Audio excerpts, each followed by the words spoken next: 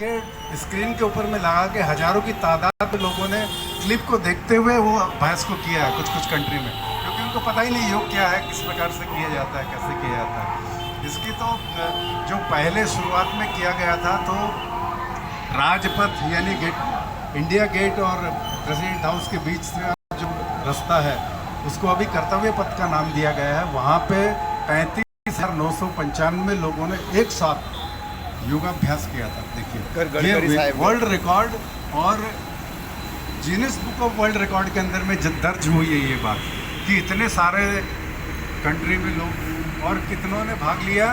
180 country के representative भी साथ में आए थे और उन्होंने एक साथ इस कार्यक्रम में भाग लेके उसकी शोभा बढ़ाई और इतना अच्छी तरह से कार्यक्रम दिया कि पूरी दुनिया देखती रह गई। साथ में हमारे इंडिया में ही नहीं, टाइम्स स्क्वायर, न्यूयॉर्क, अमेरिका में भी इसका बहुत ज़बरदस्त हज़ारों लोगों ने एक साथ उसका अभ्यास किया योगा डे में, और स्त्री पुरुष बच्चों ने सभी ने भाग लेके उसका आनंद लिया। और उसका आज भी योगा इतना कॉमन होते चला जा रहा है कि हर गार्डन में आप देखोगे, हर जगह इसका अभ्यास कराने वाले और करने वाले उसमें इसका आनंद लेते हैं और अपने शरीर को अच्छा रखते हैं। आजकल हेल्थ कॉन्शियसनेस का कॉन्सेप्ट बहुत बढ़ गया है, क्योंकि आप देखोगे डॉक्टरों के यहाँ कम से कम कहीं भी चले जाओ तो 500, 1100, 2100 तक के लंग स्पेशलिस्ट जो पल्मोनोलॉजिस्ट जिसे कहते हैं, उनके पास जाओगे तो हाथ लगाने के आपको 2100 का चार्ज करते हैं। अगर आप स्वास्थ्य अच्छा रखोगे तो ये सब चार्जेस से बचे रहोगे।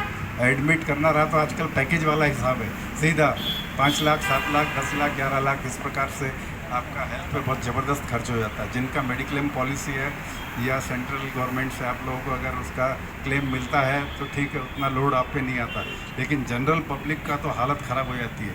और ओल्ड एज में तो ये व्यायाम, योगा कहिए, बहुत आवश्यक है आपको अपने शरीर को स्वस्थ रखने के लिए। पैसा लगता है, शरीर हमारा ख़राब होता है, ये तो अलग ही है। अगर आप ज़्यादा दिन बीमार रहते हो, आपके रिलेटिव भी, खुद के बच्चे बच्चियाँ ये ज़्यादा दिन साथ देने वाले नहीं। ये आपको महीना 2 महीना तो खूब सेवा करेंगे, बाद में हर आदमी बोलता है कि अब जान दो।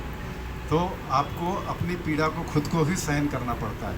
अगर आप अपनी केयर करेंगे, 1 घंटा आप अपने शरीर के लिए देंगे और अच्छी तरह से व्यायाम और खान पान, इन दोनों पे स्वास्थ्य के मुख्य आधार 3 चीज़ें हैं। एक तो आहार, जो खान पान है उसमें बहुत ज़्यादा मसाले युक्त पदार्थ आप न खाएं तो अच्छा है।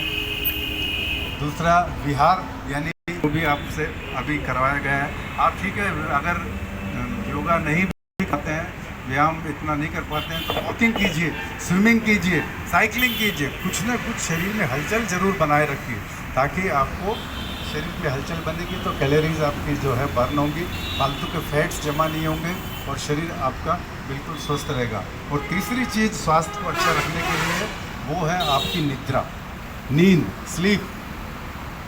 सोना बहुत आवश्यक है, कम से कम 5 से 6 घंटे की कम से कम नींद बहुत ज़रूरी है। जिस व्यक्ति को नींद नहीं आती, छत को देखते रहता है, ऐसे लोगों के लिए दिन भी उनका ख़राब जाता है, इंडाइजेशन रहता है, खाने में मन नहीं लगता, कुछ काम में मन नहीं लगता। इसलिए नींद बहुत आवश्यक है। तो अपने स्वास्थ्य को रखने के लिए आपके लिए 3 टिप्स है कि आप खान पान पे विशेष ध्यान दीजिए। भूख जितनी भी लगे उसका 3/4 ही खाइए। भूख जितना भी लगता है उसका हम ज़्यादा खा लेते हैं, तकलीफ वहीं से शुरू होती है। तो आपको ये, लेकिन ठीक है, 60% 70% ही आप उतना कीजिए। भोजन को कम कर दीजिए, कार्बोहाइड्रेट्स जो मात्रा है यानी अन्न जो हम खाते हैं उसको कम कर दीजिए। सैलेड को बढ़ाइए, सैलेड की क्वांटिटी या फल की क्वांटिटी है उसको थोड़ा सा बढ़ाइए। तो आहार में अगर आप ध्यान देंगे, आपका शरीर बिल्कुल टनाटन रहेगा, कोई तकलीफ नहीं, कोई डॉक्टर को आने की ज़रूरत नहीं। पेट नरम रहेगा आपका, पाँव गरम और सर ठंडा, तो फिर अगर डॉक्टर आता है तो मारो डंडा, पुरानी कहावत है। तो इस प्रकार से अगर आप अपने आहार पे और विहार यानी एक्सरसाइज रोज़ाना अपने शरीर के लिए 1 घंटा अवश्य दीजिए, तो आप बिल्कुल, आपका स्वास्थ्य जरूर अच्छा रहेगा। अपने परिवार में भी जो सदस्य हैं उनसे भी कराइए। और निद्रा